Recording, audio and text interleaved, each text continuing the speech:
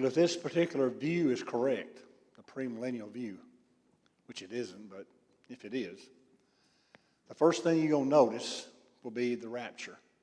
Things are going to begin to happen. You'll see a park bench maybe, and on that bench will be some empty clothing, because the person that occupied those has been taken on up to meet the Lord in the air. Or it may be you'll be sitting beside somebody, and all of a sudden that person is just gone. It may be somebody that you know. It may be a friend. It may be a loved one. It might even be your spouse. You know, hey, they were ready, but you weren't. All of a sudden, they're gone.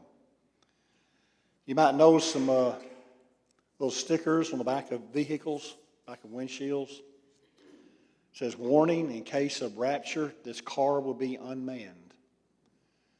That's just some of the thoughts that people have. When it happens, it happens. It may be an airplane pilot that leaves the airplane and there's nobody left to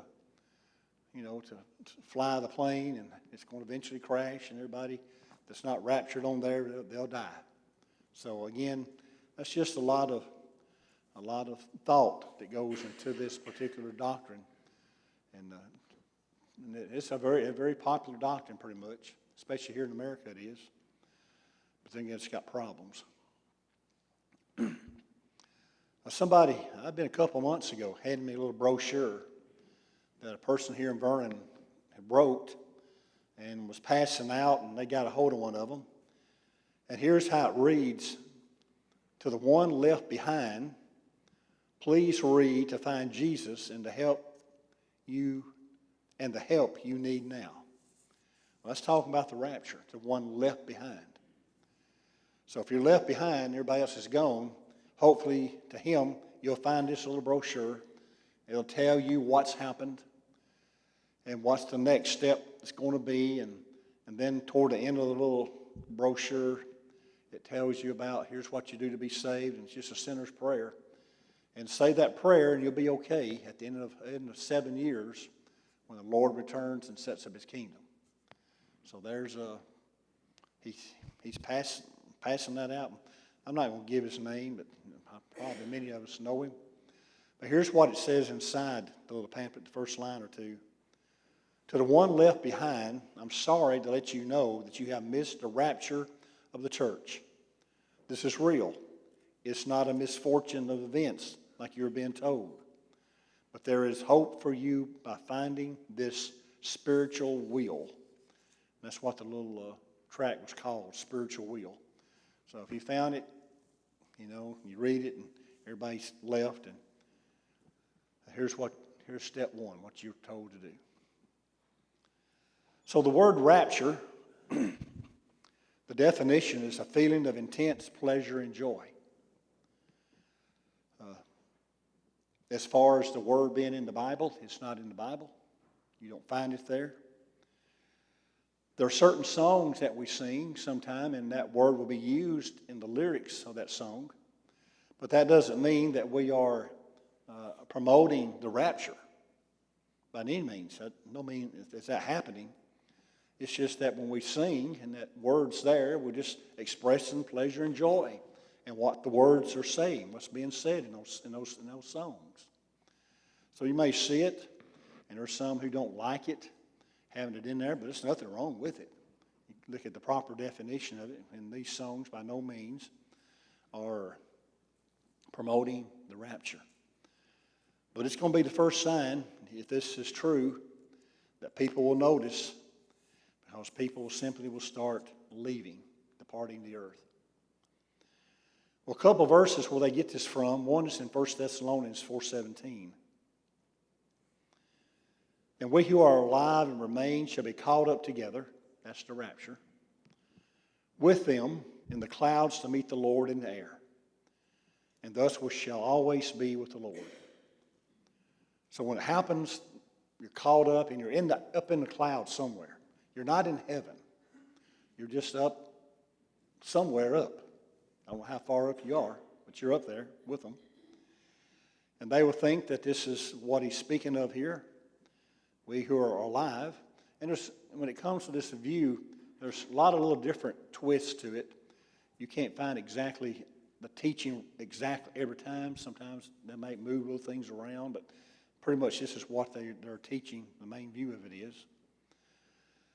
So what we got to do here, you look at verse 17. Well, that sounds like something's going to happen.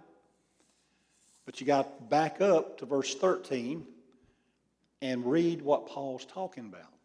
What is he making reference to here? Paul is answering a question. We don't have the question. That's the problem. If we had the question, then we would know. So we look at the answer Paul has given here to some question in verses 13 through 17, and we can sort of consider, well, here's what we think the question's about. And the individuals in verse 13 apparently were being told either the resurrection has already happened or the resurrection is not going to happen. That's probably the question that Paul's having to address here. And there were those that were teaching that. We know the Sadducees taught that. And there's other places in the Scriptures where we find the apostles had to address this. Individuals who were saying, well, it's already happened. Well, if it's already happened, these Christians here are wondering, did we miss it? Apparently we missed it. What's going to happen to us? What about our dead Christian friends and family? What's going to happen to them? Where are they if it's happened? So it's getting people upset. And Paul's addressing this. And that's where he says in verse 13, but I do not want you to be ignorant, brethren, concerning those who have fallen asleep. That's the dead. Lest you sorrow as others who have no hope. If we believe that Jesus died and rose again, even so God will bring with him those who sleep in Jesus. So those who have fallen asleep in verse 13, those who are asleep in Jesus are the Christians. And when the Lord returns, Paul is saying he's going to bring them with him. They're going to come out of Hadean world. They're going to come out of that paradise side. And you'll see it. You'll know it when it happens. 15, for this we say to you by the word of the Lord, that we who are alive and remain until the coming of the Lord will by no means precede those who are asleep. So there will be those who are alive when the Lord comes, and Paul says to them, when it comes to their going to be with the Lord, they're going to go first. We're not going to go ahead of them. And there will be people alive when the Lord returns. Verse 16, for the Lord himself will descend from heaven with a shout, with the voice of an archangel, with the trumpet of God, and the dead in Christ will rise first. The rising is those who came out of Hades, out of paradise side, those who are asleep in Jesus. They're going to come, and they're going to rise up to meet the Lord in heaven, in the sky. That's where they're going to be, meet him up there. 17, then we who are alive and remain shall be caught up together with them in the clouds to meet the Lord in the air, and thus we shall always be with the Lord. So here they take a verse out of context, saying this is talking about the rapture, but it's talking about the end time. When the Lord does return, that's going to be the time when Hades is emptied out. And it'll be the time when those who are alive, who are saved, will meet the Lord in the air. Now, one problem that they're going to have with this is verse 16. When it happens, when the second coming happens, it's not going to be a quiet time. It's going to be very loud. He's going to ascend with a shout, the voice of the archangel, the trumpet of God, very loud. But those who believe in this, the rapture, it's going to be just sudden quiet. You won't know it until you know somebody's gone. They fail to see in verse 16 that when this comes about, the second coming, when the Lord returns, that it's going to be a very loud event. It's going to be heard worldwide. That's what's going to happen. So 1 Thessalonians 4, 13 through 17, Paul is answering that question. giving them hope. The resurrection has not happened. There will be a resurrection at some point. You'll know it when the Lord ascends. It's going to take place. The saved will go to heaven that are dead, and those who are alive saved, they will go on to heaven as well. And that's what Paul is addressing here, and, giving them comfort and hope. Would you believe if somebody told you the Lord's already returned? He's already come back? We wouldn't believe that. But there are those who teach that he did return in 1914. He came back. Only certain individuals saw him, 144,000 or so, and they're now in heaven. You missed it. They teach that. So we think it's odd to hear that from Paul, that someone will be teaching it, but it's being taught today.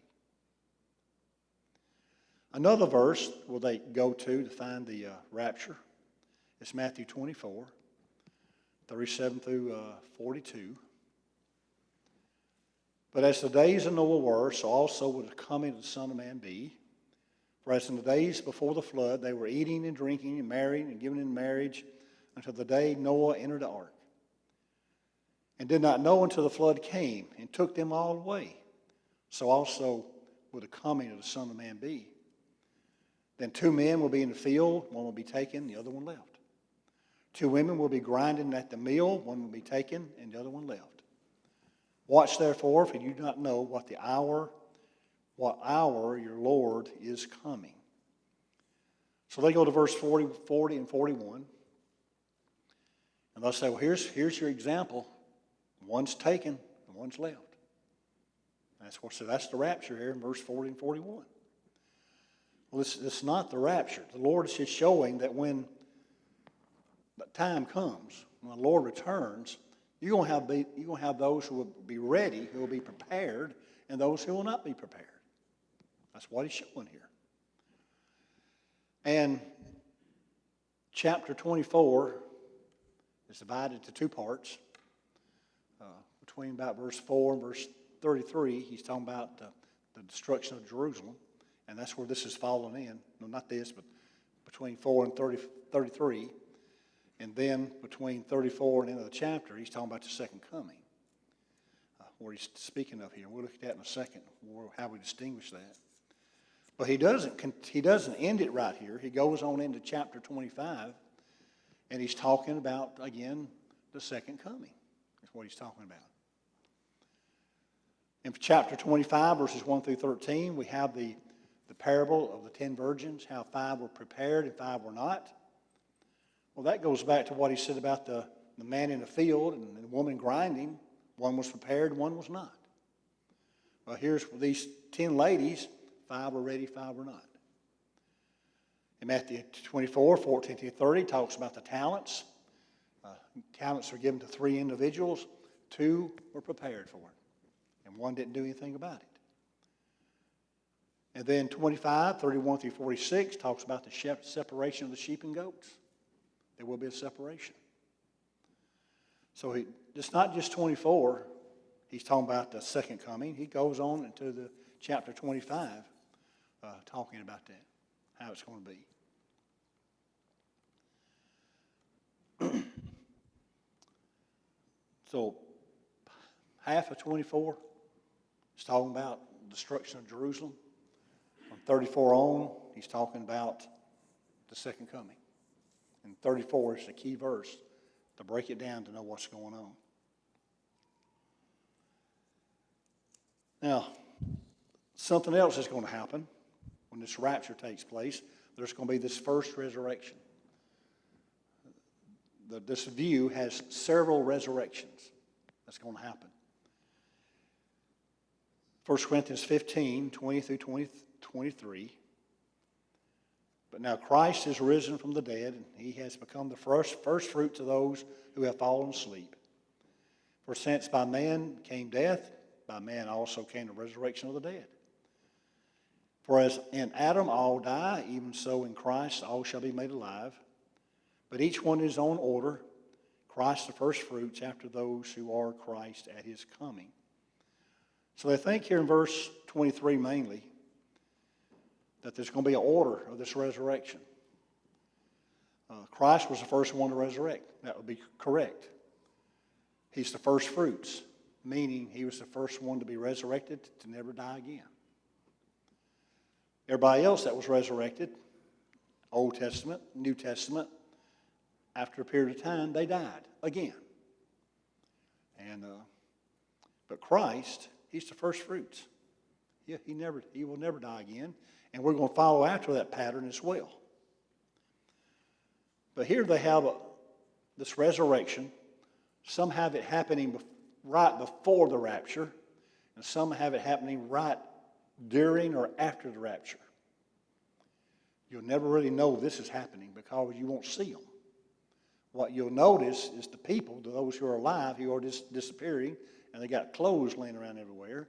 But this resurrection here, you won't know what's happening because they're going to come out of Hades, out of paradise side, and there they will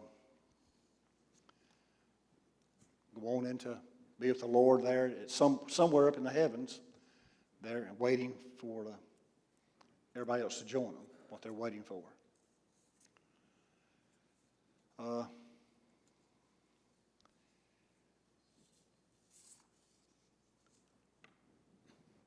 When it happens, there's going to be a 7-year period, and there's going to be another resurrection.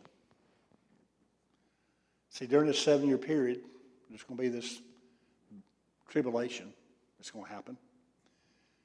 And a lot of people are going to be saved during this 7-year period. And a lot of them are going to be killed, martyrs, because got that Antichrist that's after them during this 7-year period. So they're going to die, and they'll be down in paradise waiting for this second resurrection that's going to happen.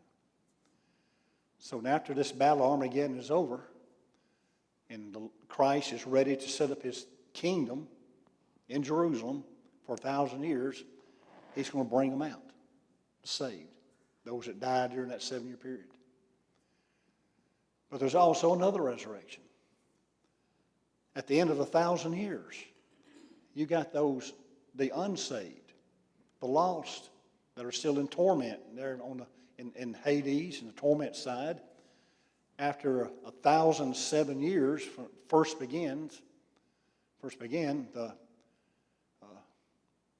Christ is going to have another resurrection of the lost, and they'll be judged, and they'll be sent on to hell.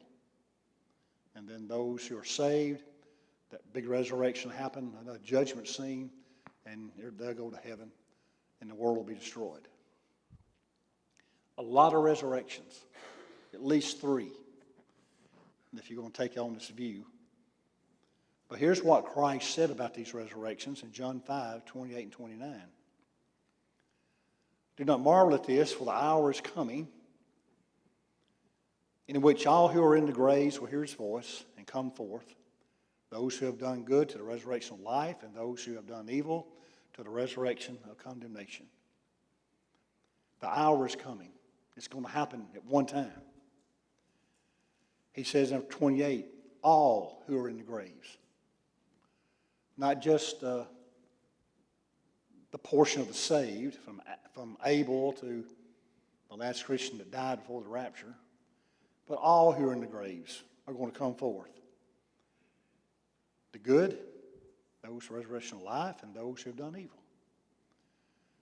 You don't see one resurrection happening, and then 7 years, another resurrection happening, and then 1,000 years later, another resurrection happening. It's all going to happen at the same time. Everybody that's in the grave will be coming forth at the same time. That's when it's going to happen. So they got different resurrections that will be taking place. Now, according to this, the rapture and that first resurrection, there's going to be a 7-year tribulation.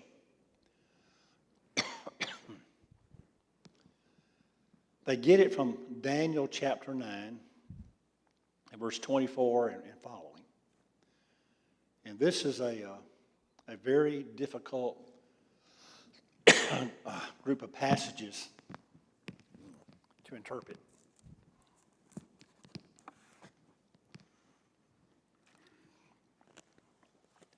If you ever heard of the 70 weeks in Daniel, 70 weeks, it's tough. I've scratched around the surface of it. Haven't got my head around it yet, what all was going on there. Some have. But it's tough. That's where they go to here, and each week represents something. And then you have this final week, which is this 7-year period. It's divided in sevens. And that's when they say all this is going to happen. But you go to Matthew 24:21. This is where they'll take it from. Another verse for it. For then there will be a great tribulation, such as not been since the beginning of the world until this time. No, nor ever shall be. Remember I talked about just a moment ago, between verses 4 and 33, the destruction of Jerusalem. In verse 34 there, surely I say to you, this generation will by no means pass away till all these things take place.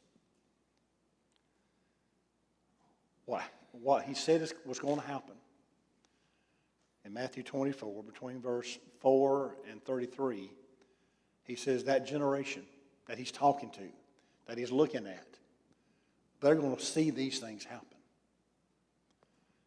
It's not some future event 2,000 years off. He said, you're going to see these things happen. And there's a lot of things that take place where Christ has given them warning. When you see these things happening, you get out of Jerusalem, or you will not make it. You will die. And then verse 35 and following, he's talking about the second coming. So there's a verse in Daniel chapter 9, which is a very highly figurative language that's being used. And that's one of the tougher ones. It's probably a lot tougher than Revelation is, trying to figure it out. Now, during this 7 years, what's going to happen? You have the Antichrist that's going to show up. And for the first 3.5 years, he's going to be friendly. Oh, he's the man. Everybody is great. He loves everybody, helping everybody out. He's trying to get people on his side. And what he's really trying to do is get everybody to come and to worship him. That's what they want us to believe, these premillennialists. The Antichrist, and come and worship him. And at the beginning of the tribulation, 144,000 Jews will become Christians. But they'll be greatly persecuted by the Antichrist, and a lot of them will be killed. Many of them will be. And that's what the first 3.5 years is about, pretty much. And this Antichrist, he's going to have a mark on him somewhere, the 3 6s, triple sixes. That's how you'll recognize him, who he is. And a lot of folks have tried to, in years past, have said, this is the Antichrist. John Kennedy, President John Kennedy, he said he was it until he got assassinated.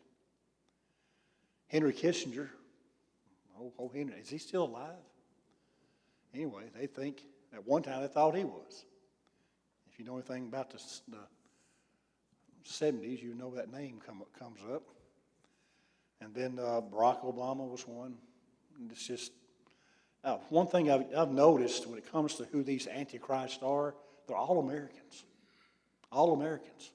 I'm sorry, if you're from another country, you can't be the Antichrist. For some reason, it's just, they're all Americans. But the Antichrist is nothing new to the Scriptures. 1 John 2:18, little children, it is the last hour that you have heard that the Antichrist is coming. Even now, many Antichrists have come, by which we know this is the last hour. During John's teaching, they were around, and they were beginning to take the truth and distort it and just corrupt it is what they were doing. That's what he means in this last hour. That's what they're doing. So to say that the Antichrist is something future, John said they're here right now. Many of them are distorting the truth. If you back up to verse 7, 2 John 1 and verse 7, he again says that many deceivers have gone out into the world who do not confess Jesus Christ as coming in the flesh. This is a deceiver and an Antichrist. So an Antichrist is not this individual that's going to have this world power, ruling everything and causing turmoil. He's just a person who denies Jesus ever came in the flesh. Denies that. Or maybe denies he even came at all. And then 1 John 4, 2 and 3. By this you know the Spirit of God. Every spirit that confesses that Jesus Christ has come in the flesh is of God. Every spirit that does not confess that Jesus Christ has come in the flesh is not of God. And this is the spirit of the Antichrist, which you have heard was coming and now already in the world. This false teaching. And there were a group of individuals during this time, I forget their names, but they taught that Christ, this Jesus you're looking at, that's not flesh. That's not, God will not put his son in a fleshly body and send him here to die. And they do all kind of stuff they would come up with. So that's where we stop tonight, the Antichrist. I think next week we go to the Battle of Armageddon, because it's going to happen in here in this 3.5 year period when it takes place, and some things that happen, what they say will happen. There's a lot to this. It's a lot of going here and there, and this happens first and second. The scriptures are very plain, much simpler to understand. One day you'll be going about your life, and the Lord's going to return. That's it. Judgment's going to happen. But this here is really drawn out, and a lot of confusion, leads a lot of people astray. Any comment? Somebody wants to do research on the 70 weeks from Daniel, I'll let you teach it. You can have the floor. All right, time for the